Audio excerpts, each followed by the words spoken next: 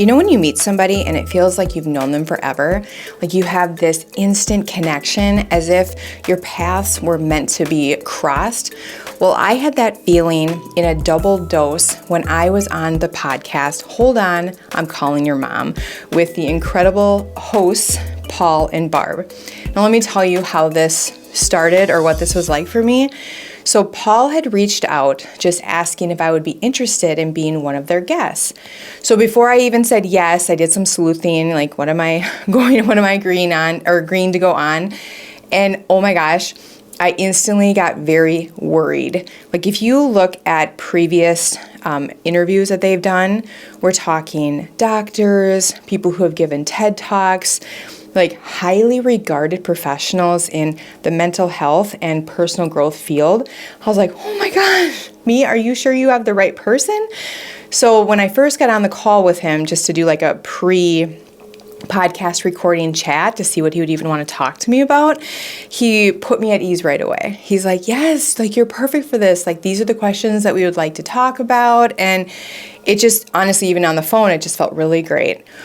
But when I tell you, the moment that I sat down to record the episode with them, like we were on Zoom, it felt like I was home. It was so weird because I was just meeting them and we have never met in person, but that's the only way I can describe it. It felt like I'm with my people, we're cut from the same cloth. So in this episode that they have so generously allowed me to share with you, you are going to see a very relaxed me. I have a lot of fun. Like I'll never forget this experience. That's how much fun I've had with Barb and Paul. Like they are just another thing I want to say is like, you know, when you meet somebody and you can just tell like, this is such a beautiful soul. Like I was in the presence of two of those. Like it was just remarkable. I really loved it. You're going to see some things. I'll mention it at the end of the podcast, the part where I'm like, I can't believe I did that. But I really hope after you watch this episode, which it's going to be a little bit different. We do talk about boundaries. We do talk about really good nuggets. But what you're going to notice when you go to Hold On, I'm Calling My Mom, like the podcast channel, what you are going to notice is that Paul and Barb are on just like a self-discovery, personal growth journey. And so they invite experts on, not saying I'm an expert, but they invite people on who will help them get to the next level.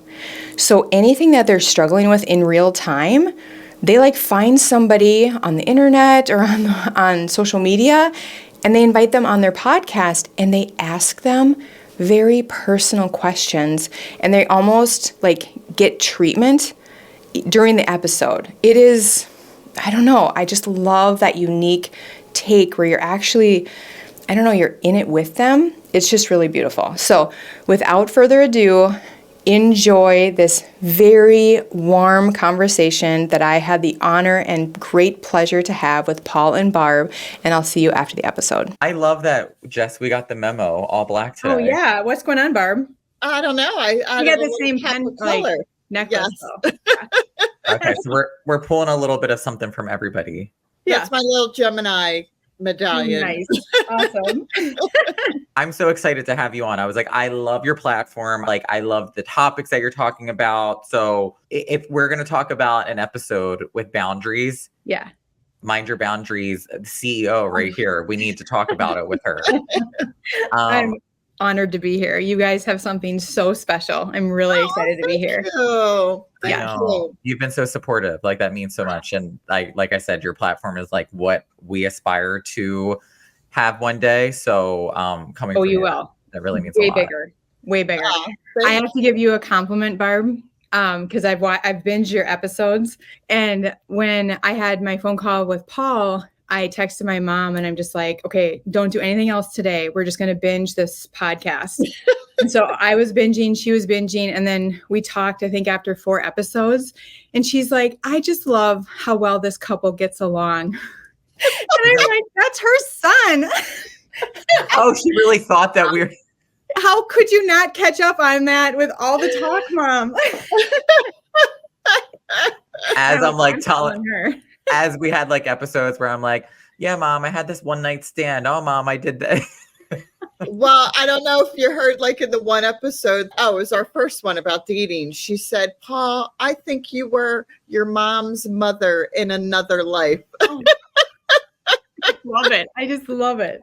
And I was like, I don't know if that's I don't know how to take that, but okay. Yeah, like we'll just go with it. That was her favorite episode. You like that one? Yeah, she loved that because she's a widow. So she was just like, yes, I hear all of that. Good. Well, I said that's nice to hear that, because I said even for my mom, it's like nice for other women to like, she has friends now that are like in her age group that are like going through divorce or just like refining themselves. And I'm like, I think that's a powerful episode for women to hear other women going through that, Oh yeah. And I truly believe just in our culture, like 50s are our new 30s. Like that's just kind of when we fully come into ourselves now. And yeah, it's just a beautiful era. I try to tell myself that on some days. Some days getting out of bed is a little harder than other days. I was going to say that works in Barb's favor because she's been 30 something years old since I've been alive. So here we are. I'm like, I don't know how I have a 32-year-old when I'm only in my 30s.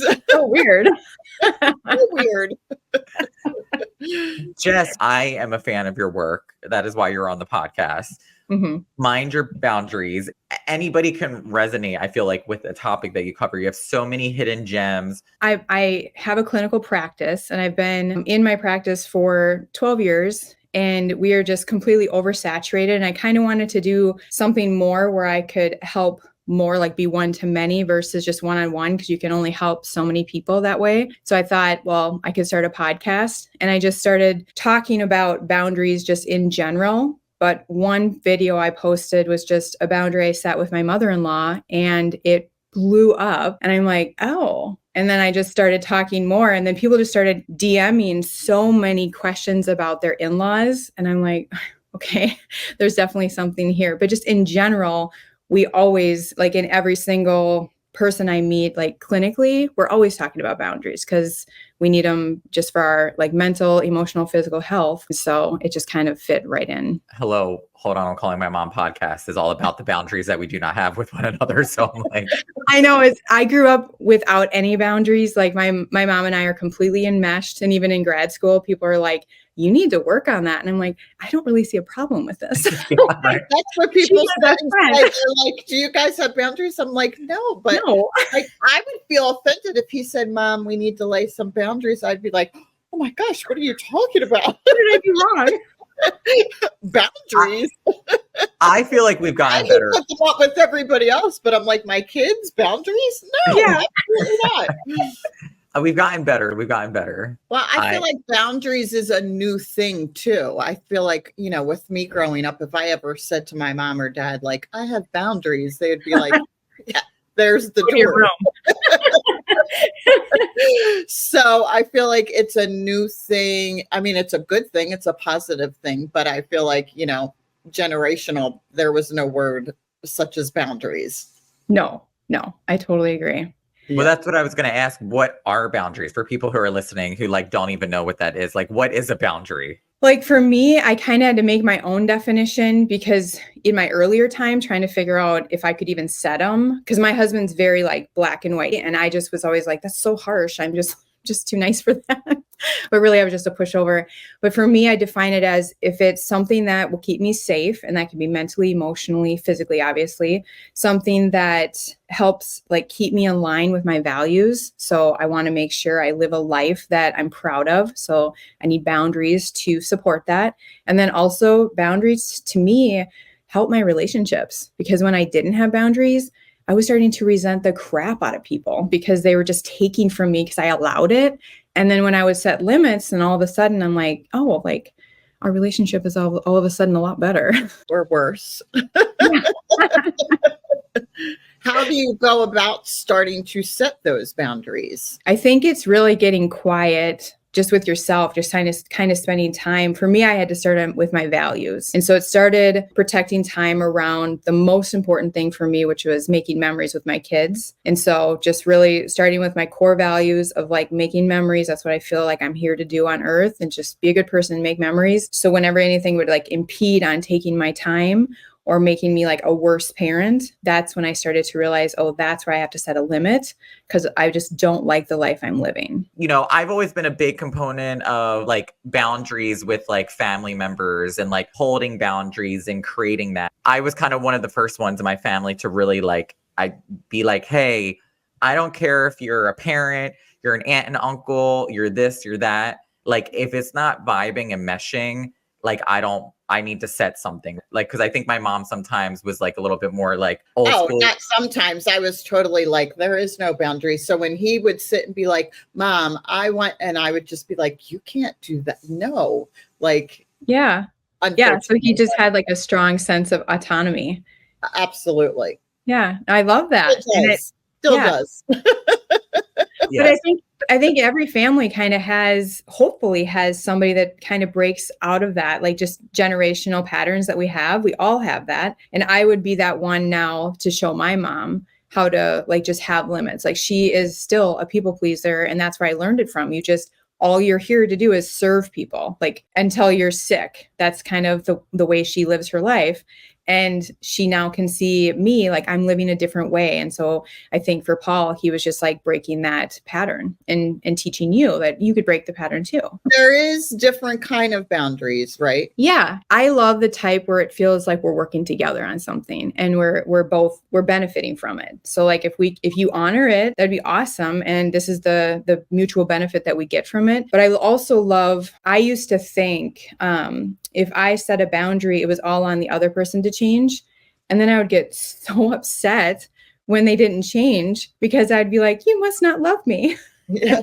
And I would just get so hurt by it. And then when I realized it actually, if it's my boundary, it's my behavioral change to make. And then I didn't feel like I was being mean because I was the one that has to alter my behavior to hold the line versus making someone else change their dynamic.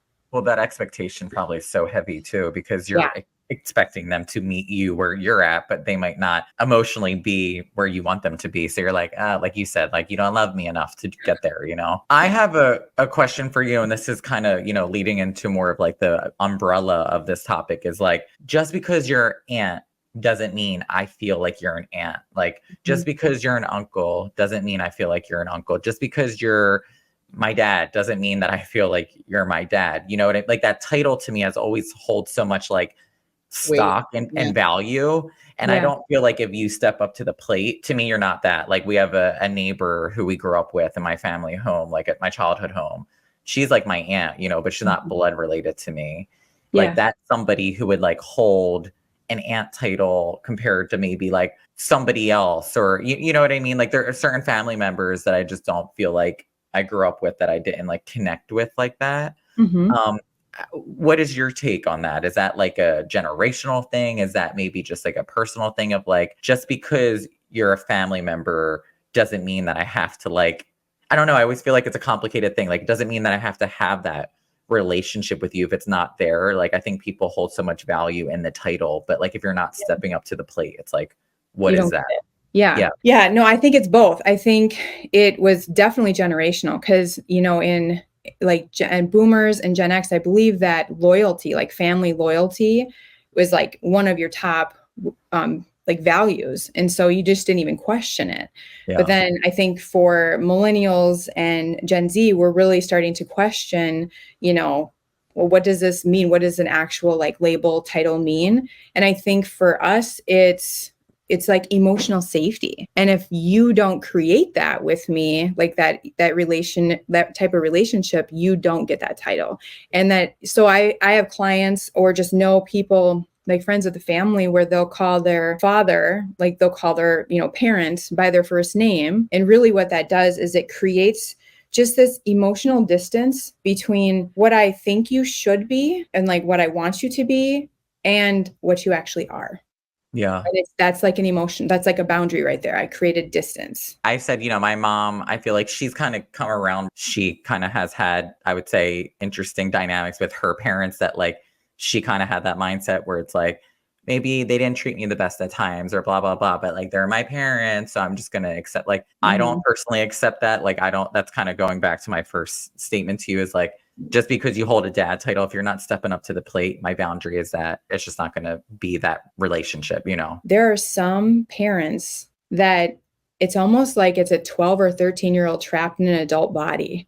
And Yes. it's wild. It's Yes. wild. Like looking at a 60-year-old and you're just like, what in the actual F is going on here? When you realize, oh, like they just can't get there. Whatever it is coming to a place of acceptance and then setting boundaries that protect yourself. And sometimes it's so toxic that it does take like a severing of the relationship. Yeah. And I kind of feel like that's where I'm at. Like, and I said it's shitty to feel that way, but I'm just all about like, hey, step up to the plate, take the accountability. And I can receive that, you know, like I don't, my expectations are going to be low, but like you said, just saying like, hey, I messed up. I screwed up. I'm sorry. I was going to ask Jess, I wanted to get her hot take on this family situation that we had. And I was curious to hear what she thought. What family situation is that? There's been a lot. So you got to narrow that one down. I know. I was kind of like thinking about it. I was like, oh, I think this would be interesting because this was a firm boundary that I put up. This is going to be long-winded, so I'm going to try to do it as quickly TikTok version as I can. My mom's dad and his wife, my mom lost her mom like a couple years ago. It was around the holidays. And it was very like sensitive. Obviously, it was huge, you know, like that was the only parent my mom had lost. It was, you know, a big, massive loss to her. You know, there was just this huge family. I'm telling you, this is like some Real Housewives in New Jersey, like christening, like table flipping, like it was really nuts, but it was literally on Christmas Day. And I feel like tensions were high because of, you know, my mom losing her mom and her siblings were there. And there was like a huge blowout amongst adults in that house. And this was at my grandparents. And I was like 16, 17. My brother was like 12 or 13 maybe. And, you know, they kicked my family out of their home. And like my grandfather's like wife, like gave me an attitude and like, it was just really terrible. And I had never seen my mom so upset about that. Like losing her mom, being kicked out of her family's house because of what other adult things were happening that pissed people off, like almost fist fight. And it was a hot ass mess. And I just had never seen my mom so visibly upset over that it pissed me off. Yeah. Me and my brother never got an apology over that from my grandparents. I got a year later, like a birthday card with money in it. And I was like, no. I don't work like that. Like, I don't want your checks. I'd rather you just give me an apology and say like, I'm sorry for hurting. Like, to me, it shows how much I love like my grandfather's daughter, like that. I love my mom that much that like, I can't believe that somebody would do that to her. You know what I mean? In that vulnerable moment. So like, it's been, I want to say almost like 10 years and I've not spoken to him directly or that his wife or my grandfather. I've not talked to them at all because I've never gotten an apology. And I wrote them a long letter saying like, I will not receive your money until I get an apology because I just feel like that is really tacky and tasteless for me to accept money for people that I'm putting a boundary at. And I've never gotten that apology from them since. Oh, that's heartbreaking. I'm so sorry. How horrific and unfortunate. That's really. It was a lot. Me and my dad really have talked it out many times. I mean, we went a couple of years without talking at all, unfortunately, but we talked it out many times. And yeah, I think I put up my boundaries of where the conversation was going to go. And we're definitely in a better place now. And do you feel like your dad is like able to say sorry to Paul and then he's choosing not to? Or do you feel like he doesn't have that ability? No, he has said that he would like to talk to Paul. Yeah. Yeah. So you're still waiting for like an invite to have the conversation, like from your grandpa? Like, is it heartless of me to be like, I don't know if I even want to do it at this point because it's been so long gone. So many different things have happened in my life. So many important things have happened that I don't know if it's worth it, you know? And I'm like, is that bitchy? Like, I don't, you know, like, I'm like, is it heartless? I don't know. But again, that comes, you know, the same with the situation with his dad. I'm always like, you just don't want to have those open feelings you know, you can still have that relationship and still have a boundary. I said, I'm okay. I'm like happy for her to get that because I know she really wanted that. Well, I think also because he was willing, once we got to that point, to sit and really listen to me. And again, we came, you know, full circle, and there was apologies and stuff. So I think that definitely helped. I think if it was just no apologies, there was no boundaries, it was just whatever. But I think, you know, we really went over a lot of, you know, past trauma with her growing up, and, you know, we went from A to Z. And I think we probably just needed to do that. Like, it just was, that blow up was kind of like the opening of doors of like past stuff also. That's incredible. That's I bet you that was such a healing conversation with your dad for you. Yeah. I think, Paul, for me, you know, I would have to really just think about what the relationship would mean to me for my grandpa. Like, if I were to have a conversation, I think, you know, I'm probably terrible at like asking this, because I always think about like karmic debt, and I just think about things that come back around. And if I don't learn lessons myself, then I have to watch it through my kids. I'm like weird like that. And so I almost think for that, just to make sure I didn't have like something bad happen to me when I get older, I think I would just let him apologize so that he would have that peace. So even if I'm not going to get anything out of the relationship with my grandpa at this point, because I'm just so in my life and he's not a part of it, and I just don't even know where I would plug him in, I think I would have the conversation, allow him to apologize, to right that wrong to me, so that he could have that peace of mind, like, you know, just in his life. But maybe that's the people pleaser in me. I don't know. No. Maybe I have to be a little bit more bitchy. Yeah. Well, I got that for you, Jess. I got that part. So I just am one person that I'm like, you know, excuse my language, but I'm like, you don't fuck with me or my family. Like, that is a deadline to me. Like, if you hurt my mom, I'm not going to be as accepting for her to take that on. Like, because at the end of the day, I was like, oh my God, like, what? I would never like have my mom at my home and make her feel that way. You know what I mean? Like, I would feel awful. So it was just like, I don't know. That's what I think I struggle with as a human myself, is like, you know, these people, you know, I don't have control over what they're going to do and the necessary steps that they have to take. But I'm always like, oh my gosh, am I, you know, should I feel guilty for feeling bitchy that like, I'm so like, no, you know, but then I'm also like, I haven't had that person on the receiving end also step up either. So it's like, I don't feel like it's my job as a child, as a grandchild, to like make those decisions, because I'm like, I'm the kid at the end of the day.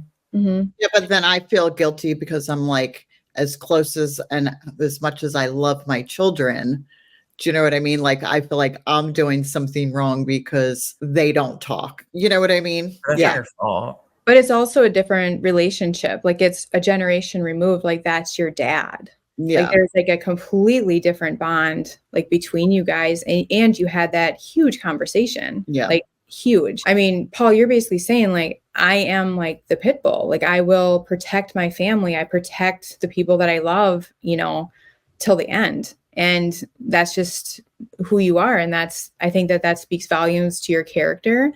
And I think it's interesting that you ask yourself, should I feel guilty? I think if you're asking like, you know, should I be inserting some guilt here? Like, I wouldn't go looking for guilt. Like, if you don't feel bad and you're resolved with the relationship and you're okay where it stands, then maybe just like be at peace with it. Yeah. Like, maybe not be asking yourself like, should I be feeling worse about this than I am? Like, maybe that's your authentic feeling about where it stands. You've resolved it. Yeah. Yeah, maybe I had, and that's what I said. I mean, I also feel like when so much time has passed by, you know, I'm not somebody that you could just like go to dinner with and I'm like, oh, hey girl, like, you know, we haven't talked in 10 years. You really hurt. Like, what's up? Well, you also was 16 and now you're 32. So it's a child to a grown man kind of mentality also. Yeah. Different thoughts, the way you process everything. Yeah. Right. And things, you know, we take things on like very big as children. Like, it's very scary. Everything is huge when we're kids, and we don't feel like we have all the agencies. And so you also might have taken that experience a little bit different. Like, it might have been different for you than it is for Paul. Yeah. Well, I also always felt like if you set boundaries with people, you may lose them. That's a common belief. Yeah. Barb has a big abandonment issue. Gee, I wonder why. You know, no matter how our dynamics are, how they treat me or anything, they need to. Yeah. She has a very big thing with like, there's been times where like we don't fight at all. Like really, like, I mean, fighting meaning like, I'm like, Mom, you're like annoyed, like stop, you know, like it's like something like that. I'm not like cutthroat, you know, and like there was one time where like she called me because we got into like a little tiff that she really thought that I was not going to speak to her. And I'm like, that's her own, that's what's so fucked up about this is that like, that's her own family's doing to make her feel that like her own kids could do that to her. And I'm like, Mom, I would never do that to you. Yeah, like I called him like bawling my eyes out. Like he was like, what is wrong? He's like, do you ever think that I would? And I'm like, I don't know. Like, yeah. So I'm like, I never want boundaries because I'm like, no, to me, my thought process, you set boundaries, you lose people. You could lose takers. So the people in your life that are using you up, they would find another host, but the people that love you and that it's a mutual relationship, they're going to stick around. Yeah. So you weed out the takers and those are the ones you need firm boundaries around because they'll use you dry. Jess, could you say the ones who love you will stick around? That was powerful. I love that. I know that was really powerful. If you do set a boundary with somebody and they leave, that means that they were always going to leave. They were just using you and they'll go and find another host. But the people that love you and want to have a mutual relationship with you, they'll stick around. I love that.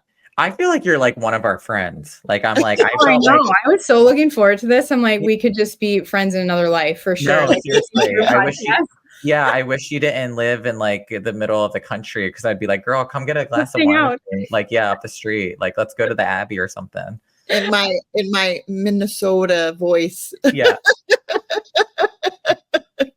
No. Mom. She wanted to do that. So I bad. wanted to do that. But you didn't even have, when you said it, you didn't even have it like I do it.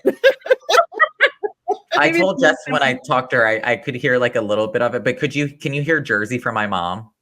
Yeah, I love it. I love it. That's like my favorite accent. Really? Yeah, it is. Yep. What do I sound? Anything? Jersey? No, you just have like a really like soothing voice. Thank you. Yeah, it's a really good voice. I think I I'm worked really trying to hard. correct the Jersey, Me but too. I'm a lot older. It's just in me. It's like the best. It's just such a wholesome accent. I just trust people right away when they're from like Jersey. I really do because they're just going to tell me how it is. See, Well, I like when you hear actors and stuff, they're like, oh, Jersey is like the hardest. or it's like the accent Philly, you like the do. South Philly accent, Yeah, like Philly You accent. do and to get rid of. I have to tell you another thing. You know, your first podcast episode, you showed the Hanes t-shirt and undies. And I'm like, oh my God, Mom, because my dad lived in Hanes and then the Long Johns. And so we would have visitors. And you know how you like stand on your sofa, like where sometimes guys will, you know, like put their leg up. Oh my God. So So we have company over and they're talking and my dad's just in long johns and a t-shirt and they're like dressed up. This could be Sunday after church. And he's just like, yeah, you know. his like, jump's all out. Yeah. oh my God. Jump's all out. It's like breakfast out. Yeah. I saw that and I'm like, oh my gosh, this is crazy.